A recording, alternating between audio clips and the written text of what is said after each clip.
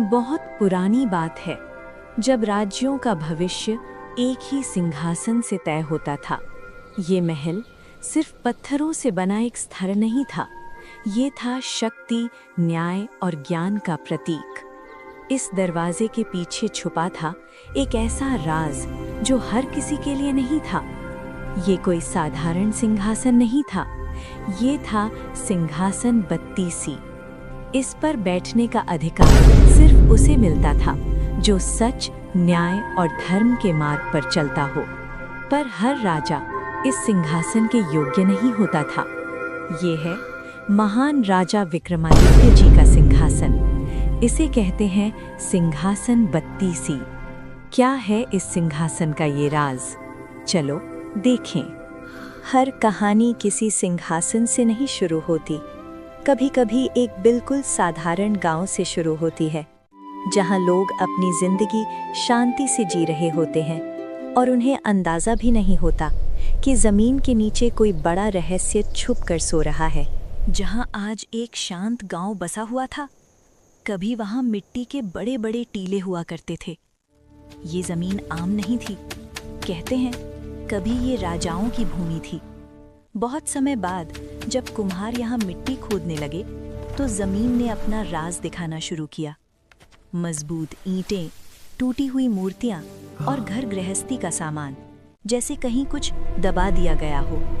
लोग कहते थे कभी यहाँ एक समृद्ध राजा की बस्ती थी, लेकिन एक भयंकर भूकंप ने सब कुछ पल भर में मिटा दिया। बहुत अरसे तक यहाँ कोई नहीं आया और फिर समय के साथ कुम्हारों ने यहाँ अपनी बस्ती बसानी शुरू कर दी। लेकिन जमीन अभी भी चुप नहीं थी। इसी गांव में एक गडरिये का बेटा भी था, चंद्रभान। सीधा, भोला, अपनी ही दुनिया में मगन।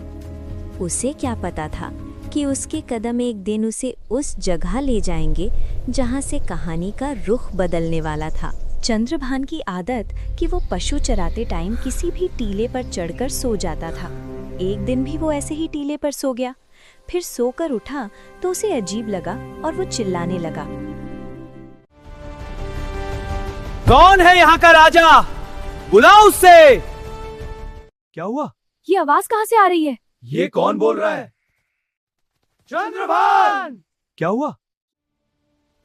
तुम राजा भोज के बारे में ऐसा क्यों बोल रहे हो? उल्लू का पत्ता है राजा। राजा गड़ा है, उसको न्याय कर नहीं आता, वो महामूर्ख है। राजा के साथ घोर अन्याय करता है। उससे पकड़कर हमारे दरबार में लाओ। भागो यहाँ से, ये हमारे राजा को गालियां दे रहा है। किसी ने सुन लिया तो हम सब फंस जाएंगे। भागो! चंद्रभान के सभी साथी डर के मारे भाग चुके थे, लेकिन वो अभी भी टीले के शिखर पर खड़ा था, अकेला, निर्भय और राजा के लिए अपशब्द बोलता हुआ। उसकी आवाज गांव की सीमाओं को पार करती हुई दूर और बहुत दूर तक गूंज रही थी। कुछ देर बाद चंद्रभान टीले से नीचे उतर आया। जैसे ही उसके कदम जमीन पर पड़े, सब कुछ अचानक सामान्य हो गया। उसकी आंखों का तेज बुझ गया। चेहरे पर वही भोलापन लौट आया, जैसे कुछ हुआ ही न हो, और गांव फिर से खामोशी में डूब गया।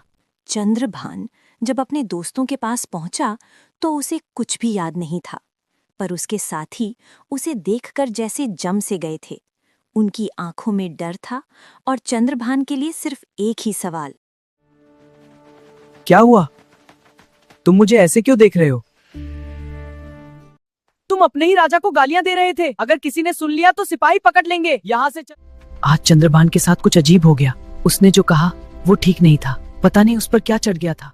ये चंद्रभान के पिता हैं, जिनका नाम बृजभान था, पर वो सबसे लंबे थे तो उन्हें सब लंबू गडरिया कहते थे। इसी गांव में एक और आदमी भी था, चातुरी जात, लंबू गडरिये का पड़ोसी। दोनों की कभी बनी नहीं और चातुरी के मन में लंबू के लिए सिर्फ जलन थी। पर लंबू गडरिया खुश रहता था, वो ऐसा नहीं था। गांव की उन बातों ने चतुरी जात को हिला कर रख दिया। उसे विश्वास ही नहीं हो रहा था। जब सच उसके कानों तक पहुंचा तो उसकी हैरान हो गई हाँ? और उसने एक योजना बनाई मन में। वो खुद चंद्रभान को देखेगा। क्या सच में चंद्रभान ऐसा कह रहा था? हाँ, हमने खुद सुना था। आज मैं उसे देखूंगा। साधारण लड़के की जुबान से ये शब्द क्यों निकले? क्या सच में चंद्रभान दोषी था? अगले एपिसोड में इस राज से उठेगा पर्दा। कहानी पसंद आए तो लाइक, शेयर और सब्सक्राइब जरूर करें। को क्या लगता है? अपनी राय हमें कमेंट में जरूर बताइए।